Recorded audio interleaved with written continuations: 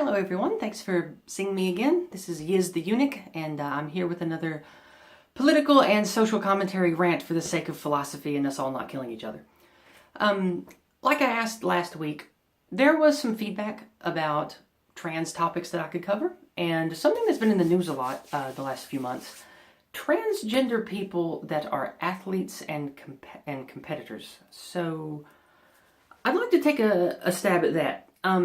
I have a few ideas, but just to, I guess, catch up to a starting point that we can all launch from.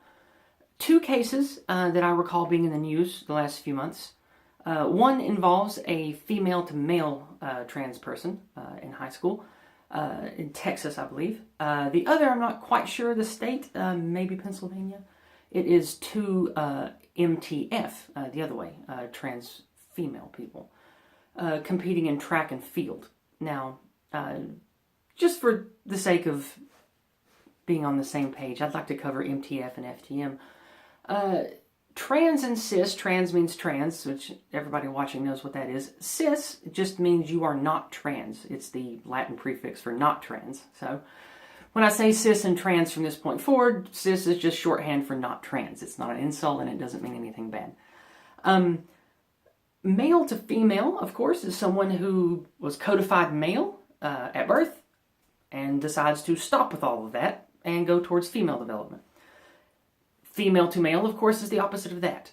Someone who was codified male upon birth. Whether or not the initial puberty is suspended or not, people are still codified this way. So from this point forward, I'm also going to be using a royal we to include myself among the trans. Now, I stopped identifying as trans long ago because I hate how that identity and all the other labels that have ever been have been co-opted by a very particular element of far leftism, which I despise, known as intersectionalism. So, those of you who are also opposed to neo-Marxism will probably support me in that, but I'm still in the transgender bucket, no matter how you want to look at it. Unically moving forward, the FTM case in Texas. This is a female biology person, codified female at birth, who, to my knowledge, from what I could read, has undergone and is still undergoing hormone therapy to become more male, more masculinized, which is testosterone, of course. Now, excuse me, in competitive sports, no one has to tell you that testosterone has a huge advantage. That's why they don't let you dope with it. But in Texas, he has been disallowed to compete against other young men, other young boys, or not young boys, boys and young men, because they say he is female and he should compete against other females. Well, what we have seen is this young trans guy dominate in the field of, guess what? Wrestling. Yeah, that's right, wrestling. So you have someone who regularly shoots testosterone and is developing in his adolescent development years along the lines that testosterone would want you to develop in, wrestling and manhandling young women of the same age category in high school. Not exactly what I would call fair, but that's one example that's been in the news lately, which stands out. The other one is a little more recent, the news on it, but I think the story is still from within the last year or two, about two youth who are around the same youth. Reminds me of my cousin Vinny. The two youths.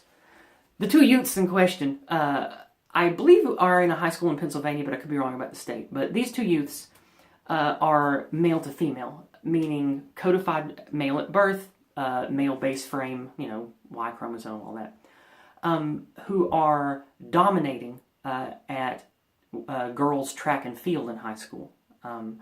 Now, I could be wrong about this, but from what I could read, neither of these two are even undergoing medical transition yet, which means hormone therapy, which always involves suspension of testosterone with androgen antagonizing elements. But if that's true, then not only do you have a biological female person who wants to transition to male, shooting testosterone, manhandling young women who are not doing that in wrestling, you have two young male-bodied people who are also full of testosterone, which are being enhanced by a Y chromosome, which knows what to do with that testosterone a lot better than the FTM in Texas, dominating cis female competitors in track and field. So one can already see a discrepancy in how a lot of people are going to be very upset by this going on because, well, I know that many of us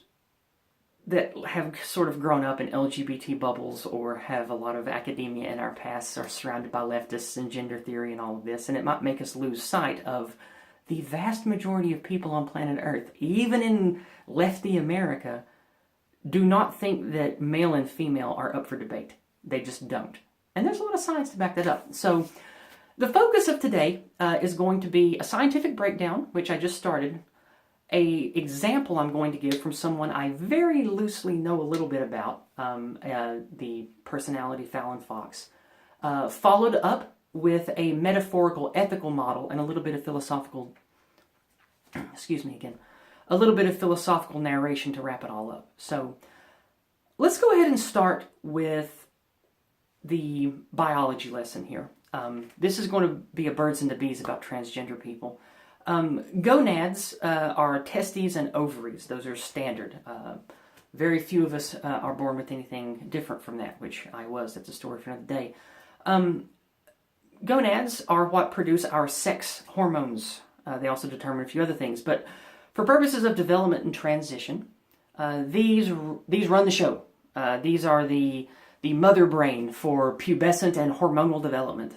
They pump out the vast majority of the hormones in your body, the nigh total majority of your dominant sex hormone, and they are what determine what goes with your active gene, your X or your Y, to determine how you develop through your youth between 5 and 20, when you're, beginning prime and then into puberty years happen.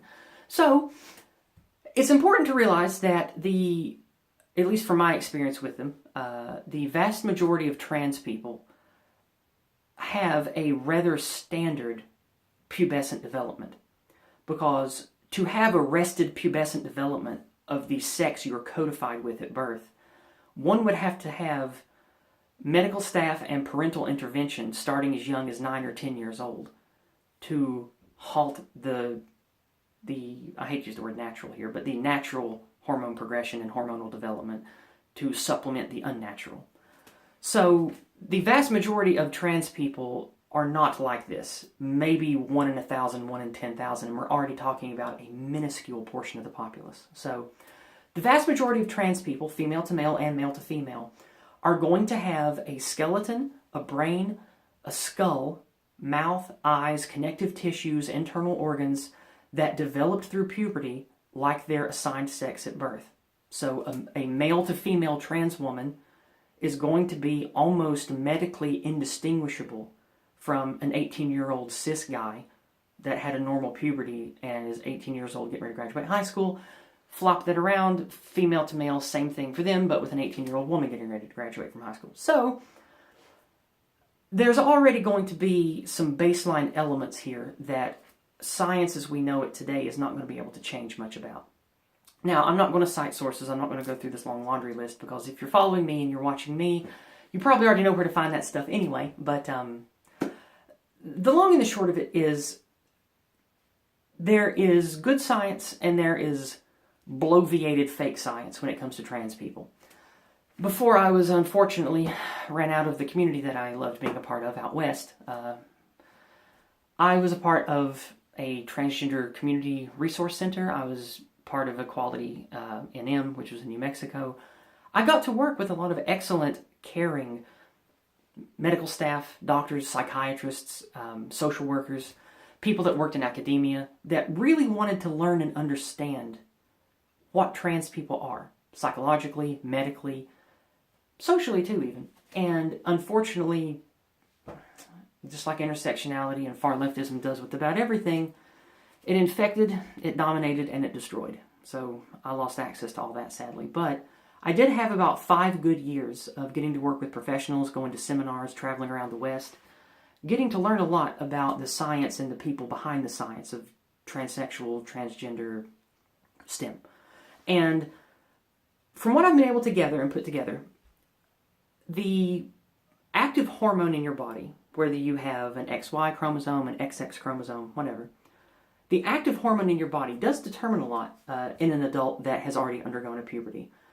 Testosterone is the most obvious one. Estrogen is the second most obvious one, and progesterone, which is sort of tertiary. It's like a female testosterone, sort of.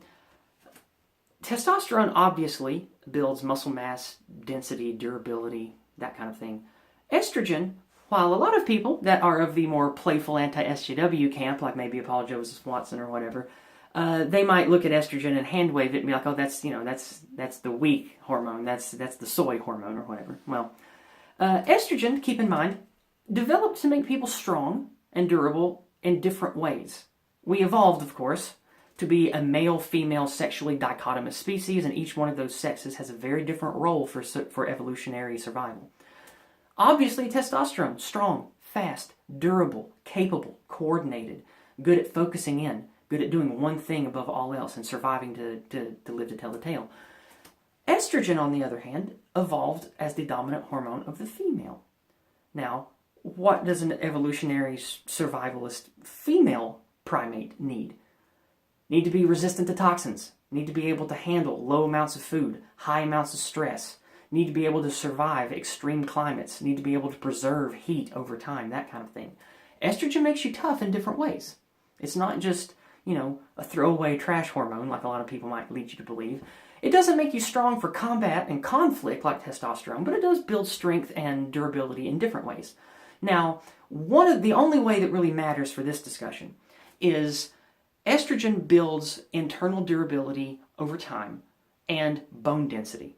Now, this biological process of estrogen cannot be divorced from what estrogen does in any human body. It just does it. We all have the genetics, we all have the hormone receptors to benefit from every hormone there is. Most human beings have all the genetic material and everything that we need to be male or female. We have that in the womb unless something goes wrong. So, as an adult, much of that still remains in our physiology. So, obviously, with a female-to-male trans man who takes a lot of testosterone, that is by far the dominant hormone. He will grow facial hair. He will get strong. He will get bigger, stronger muscles. His bones might even get a little tougher because of the bolstering of the connective tissues and secondary tissues. So, testosterone is very obvious. Now, most people that I've spoken to who are of the trans people should be able to compete. We already have the parameters we need. Nothing else needs to be looked into. Nebula of ideas. They are unwilling to admit that you can also have great unfair benefit from estrogen doping. Now, many of us trannies, we are not like cis females. Even those of us that look very cis, those of us that live very cis, most of us have drag friends and trans friends and weirdos like me and everybody else in their cluster, and we all talk about hormones and drugs and all kinds of mess. So, estrogen doping and P-cycling are really popular, and a lot of trannies know about it. Estrogen doping is where you use injections, you use patches to have a very powerful spike rhythmically in your estrogen, 5, 10, 20 times what any cis female would ever have active in her system. Now, this can lead to several problems, and in a lot of us it does, but it also leads to very emboldened female development and bone density development in some people. Do not try this. This is dangerous and dumb. I'm not saying anyone should, and I'm not saying that it is a healthy thing that any doctor in their right mind would tell you to do. It's not. But a lot of us do it. Just like a lot of trannies and a lot of people in the Latina communities out west, they get sil pumped, or just pumped is what they say. Loose, hopefully medical grade silicone just injected loosely into your body to round out your hips, to give you fuller lips or cheeks or whatever. Also, extremely dangerous and unhealthy. No doctor in their right mind would ever tell you to do it, but it happens. And it's extremely common in the trans community too, especially drag. So, there are phenomenons within the male to female cluster, which is really what this argument is about in sports, that already show that trans people as a general cluster, trans women especially, we are familiar with working outside of the box with medicine, surgical practices, cosmetic practices that are dangerous and can lead to unpredictable results, but we do them anyway. Not me personally, I don't do the aforementioned, but a lot of us do, and I personally have experimented with P-cycling, but never estrogen doping. Now, progesterone is, just to wrap up, I know this might be getting boring for some of you, Progesterone is a not as powerful hormone, but it can raise your metabolism and your vigor, especially if you dope it, if you cycle it, taking really high doses of the liquid bioidentical micronized progesterone, taking it in a crest and a trough throughout the month. Like your first 7 or 10 days of the month, you might juice it. You'll have a PMS period, you'll feel awful, but it increases libido and vigor and has the capability of increasing a lot of things. And throwing the turbo drive onto estrogen development, giving you more rapid breast and hip development, which is why most trannies seek it and want to use it. But a clever, canny trans athlete might be able to utilize both of these things, P-cycling and estrogen doping, to skirt under the radar with how the current metrics, even at the Olympics, are, and get a dramatic, basically steroid boost that all flies under the radar and is completely legal with the system rules. I guess I should say in compliance instead of legal. But so this exists, and I don't know if there's any literature or journalism on trans women athletes doing this, but I know it's completely possible, and you don't have to be med trained or know a whole lot to figure out how to do this. You can look it up on blogs, you can look it up in different places, different Facebook groups, different online communities. They talk about how to do this stuff, so it's out there. And if you're a highly competitive athlete that's going after gold medals or fame or whatever, it's definitely on the table. And if your whole life is about having that competitive edge, you'll come across that on the internet and you might use it. So anyway, that's all of the science I want to talk about for the purpose of this. What am I going to call today? I don't have a good title for today. I just wanted to talk about it. We might make this the next corner club. So we'll see how this video turns out. Well, I'd like to move on now to an example, what I consider to be the most appropriate and equal example in highly competitive contact sport, which is Fallon Fox. Now, I don't know her personally. I haven't exchanged messages with her in over 2 years. She was in a few Facebook groups I was in. She was in one online circle I was in. I've read her communicate with several people. We've had a couple of back and forths with messages and posts, but that's it. So don't know her personally, can't speak to anything about her other than just what I've read and what I've observed of her in groups. But I don't think she's a bad person that is ill-intended. Now, everything I say about Fallon could be completely false. This is from very limited experience with her. But I know that she is what I would consider legitimate trans. As much as I dislike Caitlyn, the old CJ, as much as I dislike that woman, I do think that Caitlyn Jenner is legitimately trans. Has a legitimate, irrefutable trans narrative from everything that she shared in those interviews, from everything you can read about her past. I do think Caitlyn Jenner is legit transsexual, transgender, whatever you want to call it. And I think the same thing about Fallon Fox. I just like Fallon a lot better than CJ. Anyway, Fallon is a great example because I can't think of another well-known or in the public eye trans person that is more appropriate to compete against cis female people. Fallon, I don't know the exact parameters, but I have a good eye in combat, so I think that Fallon is between 5'6" and 5'7", and probably weighs around 140 pounds. That's, I think, about par for what competitive top-end MMA fighters of the female variety are. Now, also, let's look at her body. Fallon Fox is a little on the bulky side when you look at the other female competitors she goes up against, but not by a lot. In most regards, has about the same visible musculature, a little heavy in the shoulder meat, but, she had a military past, she had a male past, so, that could account for some of that. When it comes to reach, when it comes to size, when it comes to observable foot speed and agile maneuverability, Fallon looks on par with the other top-end MMA fighters I've watched her face off against in the ring. So, excuse me. Now, the main reason I went into all the science stuff at the beginning of this was mainly to hold up Fallon Fox as my example.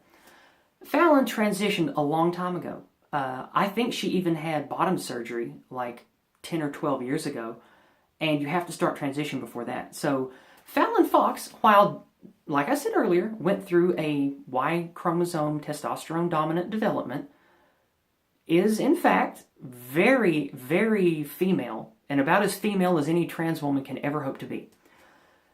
She is above and beyond par of what even the Olympics would require her to be to compete with cis females.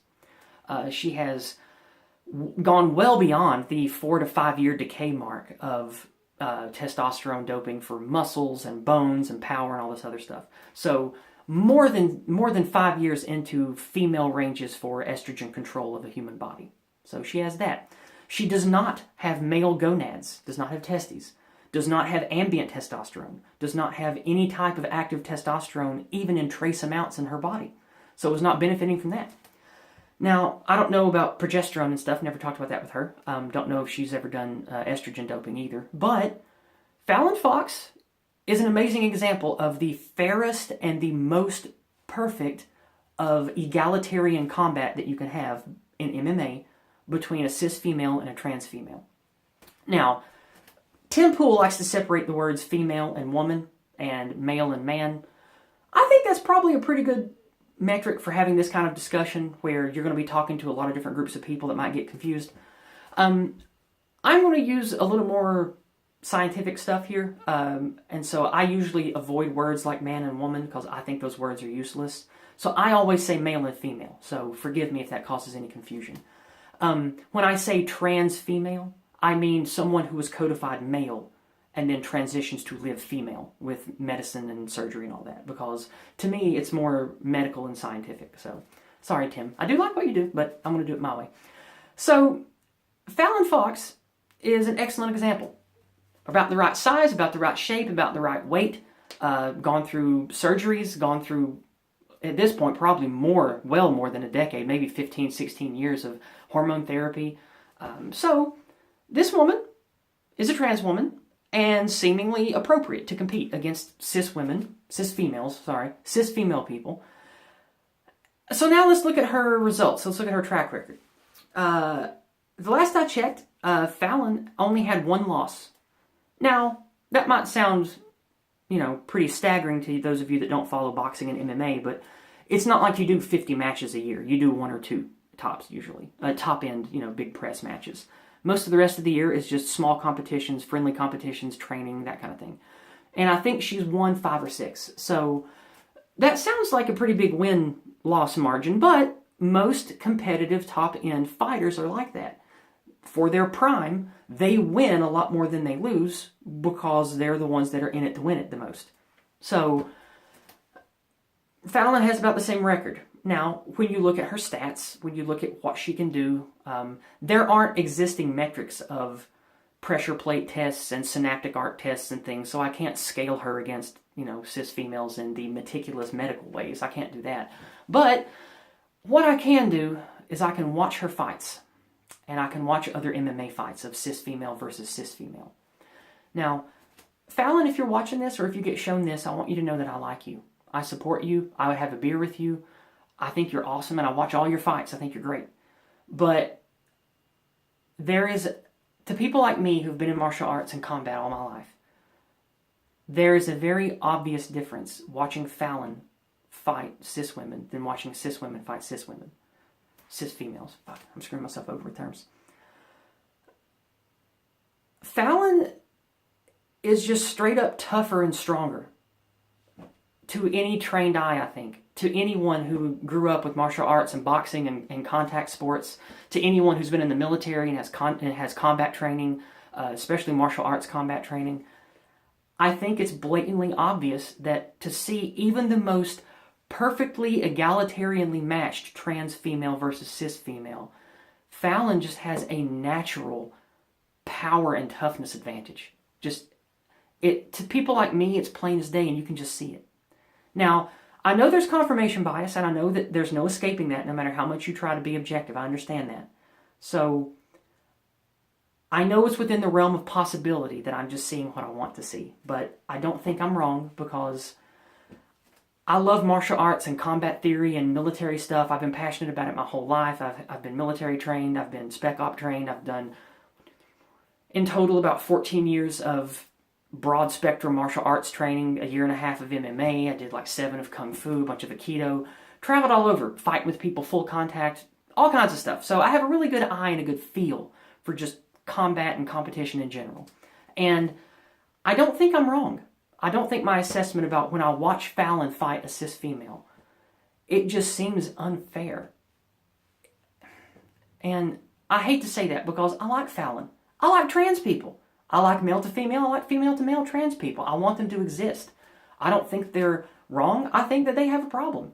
I don't think anyone who is trans, true trans, TM, I don't think anyone who is legitimately trans would ever choose to be. I don't think so. I'll get to that later in my ethical model wrap up. So, again, Fallon, if you're showing this, if you're watching this, I don't mean this to be negative to you at all. I'm just calling it like I see it. And I want everything to be fair. And I want things to be fair to trans people, but I think that it is unfair to stack the deck against 99% of people in an entire league to let the 1% be able to compete with an unfair advantage for sake of social norms and for sake of social progress, if you even want to call it that. So, excuse me again. I would like to move now that we've handled all of the Fallon stuff to what I think would be 2 possible ways to better metric and handle trans athletes competing with cis athletes that is not just a completely rude, in my opinion, regressive, ugly way to handle it. The regressive, ugly way to handle it is say, you're trans, you can't play, or only trans people can play against trans people, get your own league. Because I think that is just as unfair as going the other direction, which I kind of like the appeal to transhumanistically and far progressively, of there not being a gender barrier or a gender division at all in sports. But that's also very unfair, and we'll get to that in a minute. So let's talk about statistically why we have the extant male and female division in contact sports, in combat, in competitive divisions. Let's talk about why we have that. Why do we have that? Well, a lot of people that are my LGBT contemporaries, they'll bring up patriarchy, they'll bring up societal norms, they will talk about how women used to be second-class citizens, didn't have the right to vote, etc., etc. Those are all very loaded topics that I'd love to chew into, but that'll have to be for another day. The reason we have them is a very sound scientific reason, and I'll walk you through some basics of statistics and some basics of human neurology and psychology to explain to you why we have these groups and why they work and why we shouldn't get rid of them. So, first of all, not to get Jordan Peterson at you, but we all assess things and put them in hierarchies. We do that back brain and front brain all the time. You walk into a store, you look at a rack of things you might want. You're immediately assessing based on color and price and taste and what you can remember about taste, what your back brain thinks about what you need, what you want, what you crave, what your kids need. We do it all the time with everything. Even in work, a good example is if you work in HR or counseling for a corporation. Let's say you counsel one group, we'll say airline pilots, right? Let's say when an airline pilot has a notable issue, 48% of the time it's because they have an alcohol problem, right? Let's just say that's the metrics. Well, if you're a counselor and you work in HR or counseling or whatever, or you're contracted in to counsel people that have this kind of problem, if 48% of the people you counsel have the performance issues because of this one thing, well, you're going to have brochures for it on your desk and in your waiting room. You're going to have prepared material to share. You're going to have questions prepared about alcoholism, about drinking habits. And this is before you even see the person. You don't know if they're male or female. You don't know if they're black or white. You don't know their religious or sexual. You don't know their religious or sexual proclivities. You just know this person is an airline pilot, and 48% of the ones I counsel, their performance problems are because they drink too much. That's all you know. But you've already stereotypically casted them as they probably have a drinking problem, even though it's not even 50%. It's only 48%. Your brain is already getting there. And so, that's just how we are. That's how we do. Now, the reason I use this specific example, this specific statistical metaphor, is to show you how it works and why we have this sexual division in competitions. Well, what goes into this HR person, knowing that he or she needs to have material prepared for alcoholism or addiction? Well, how do we get to that 48%? Time, gathering data, plotting that data, and gathering statistics. Now, data on their own don't do anything. It's how we use them.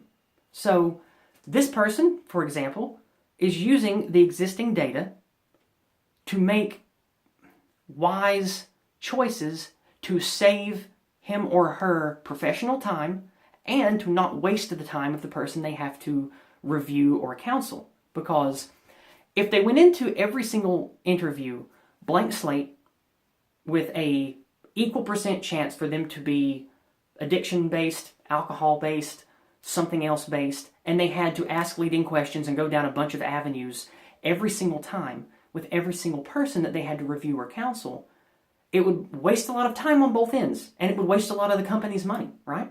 So, as a shortcut, which we do in every walk of our life and every walk of business, we work upon existing, known, accepted data to cut corners and to save time and to save resources and to get the job done. All of us. So that's what's happened. Women want to have competitive sports. That's great. Well, why don't we let men play in competitive sports? Why don't we let women play in what's generally men's sports usually? Well, it's because all of the existing data in our lifetimes and in lifetimes that came before us, we all just know the vast percentage of the time a bell curve man is stronger, faster, and bigger than a bell curve woman, all the way out to, I think, 3 bell curve deviations. It's always, like 99.99%, always men bigger, stronger, faster. Always. Or I should say male, sorry. You've screwed me, Tim Pool. You've screwed me. So, we use this for good reason. It's not because of patriarchy. It's not because of oppression. It's because there are existing back brain and front brain statistical, repetitive, social reasons that we codify things this way because it works. It saves time. And it's healthier for everyone involved. And so now, this is a throwback to what I said earlier about transhumanistically and ideally for the far future, I would love it if we didn't have a gender or a sex barrier to things. And people just got to test out and based on merit, based on testing, trial heats for racing. Whoever was the best competed with the best, and then you had different divisions, down the track. But with the way that it is now, and the way things shape out now because of money and entertainment and, global entertainment like F1 and, World Cup and, even localized things like college basketball, college football, that kind of thing. If you take away women's league and say, we're going to be progressive, we are going to say sex and gender doesn't matter, everyone will play based upon their merit and how they test out. That is essentially just taking all female competitive sports out behind the shed and putting them down like Old Yeller. If the bell curve is 99% male-dominated, the outliers are going to be even more male-dominated. So, of the regular people, most regular people aren't going to want to play contact football. They're not going to want to play high-end competitive European football, soccer. They're not going to want to play hockey. They're not going to want to box. It's going to be the outliers. And when you move to the outliers, male people in every bit of sex statistics I've ever seen are much higher represented on the outliers than female people are. Now, for those of you that aren't comfy with statistics talk, what that means is, if you look at who's the smartest in the world, who's the fastest runner in the world, who's the greatest weightlifter, or the most brilliant entrepreneur in the world, right? When you look at these on a bell curve, the outliers are what's the most successful or the least successful, right? The outliers, which I think in statistics an outlier is beyond 3 deviations. It's been like 22 years since I've had statistics, so I don't know if I'm right about that. But the outliers are on the sides, and male people, are almost universally overrepresented here, but underrepresented on the bell curve. So a male bell curve for most all statistics is going to be a little bit flatter, and the female bell curve is going to be a little bit higher. So right in that sweet spot of absolute average, female people are actually above male people in most ways. There'll be a couple of points of IQ smarter. There'll be a couple of points more successful socially. there'll be a couple of points more, whatever. But that's because the outliers are underrepresented for female people, which means you say, okay, we'll take all comers. No more sex, no more gender. We'll just let whoever's the best compete and we'll do tiers down from there. Sounds egalitarian. I like the sound of that, but unfortunately most things that sound really great usually are out of our grasp right now, where we are with humanity. So this is no different, because then you're going to have the outliers, which are already 3, 4, 5 times more represented at the far end than female people in highly competitive things that involve conflict and strength and brutality. Those people are already way overrepresented to female people. And so they're going to be so overrepresented, they're going to get crushed and maybe not even be able to contend in the top 2 tiers of competitive anything. And so you're basically just saying, well, there's no more female competitive sports that anyone's ever going to give a shit about. Bye. And you just throw it away, and it's like, well, women can have sports in school, but then that's it. That's it. Bye. And then if they implement it in school, I don't even know if there's a lot of women that would care, because it's like, if you're an incredibly, like let's say you're way far out there with, you have almost male biology, and you're a young girl and you're muscular and badass and fit, and you can throw and jump and climb and fight and wrestle, better than almost any man you know. If you have to compete against the other best of the best that are male biology, I feel bad for that young girl, for that woman, because she has the spark, she has the genetics, and the world may never know her. We might never have another Serena Williams. We might never know another tremendous athlete that's female-bodied until we change it, because with the way things are now, everything's about money, everything's about views, everything's about clicks, everything's about the biggest and the best and the shiniest, and that's what society and money shapes us towards with competitive sports, even combat ones. So I know that's a long bit of a ramble there, but excuse me. It sort of gets me to the point that I wanted to get to, which is we have to have some middle ground. Now, this is not just for my usual audience. This is for people that are left-leaning, intersectional, far left even. Let's say you're an LGBT activist and you're watching this. We need to have more cooperation. Now, I mean that in a very pure sense. We already have a division of sexes for good reason in competition sports. And if you say someone who is biologically male can compete with someone who's biologically female, without putting, in my opinion, an inordinate amount of screening and testing onto that trans female individual, I don't think that you're being fair to the bulk of that avenue, that sport, because 99.5 or 99.6% of those players or competitors or combatants are cis female. They're not trans. They don't have a Y chromosome. They don't get to benefit from testosterone. They don't benefit from a natural development that makes them have stronger connective tissues and better hand-eye coordination and better speed and reflexes and all that. So it's not fair to them. Now, I don't want trans people to just be thrown away. I don't want them to be like, oh, well, you chose to be trans, so get out, weirdo, bye. Like, that's ugly too. I don't want that. But we have to meet in the middle somehow. Now, how can we do that? I don't have a good answer. That's always the rub when it comes to these kind of things. I can put forward good ideas and ethics, and that's what I'm going to do here today. So, to wrap up, I want to use some philosophy here. Excuse me. Let's think about what we've covered so far. You have female-to-male trans men, trans males, that are going to have a blatantly obvious physical advantage against cis females. They shouldn't compete against them. But for sake of the trans man, should he have to compete against cis males? If he had a cis female development, he's going to be at a severe disadvantage himself. He is probably never going to be even close to the bar for being a competitive male in a physically violent sport or event. Now, what about the cis males, the men in the men's league? They aren't allowed to T-dote. They aren't allowed to be on a precise hormone regimen that specifically calibrates their biology to have optimal testosterone development even in their 30s and 40s. They aren't allowed that. That's against the rules.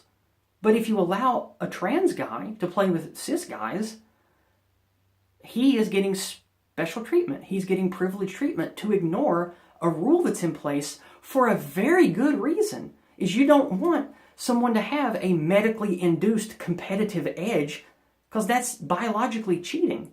So it's unfair on both ends. Now let's move to biological male camp, right? Or biological female camp, right? You've got trans female, trans women, competing against cis female, typical women's league. Well, even if, using the Fallon Fox example, it's unfair to the cis female women's league people, 99.6, 99.7% of all of them, because they didn't get to benefit from the early life development or a Y chromosome. Most of them, some of them have it.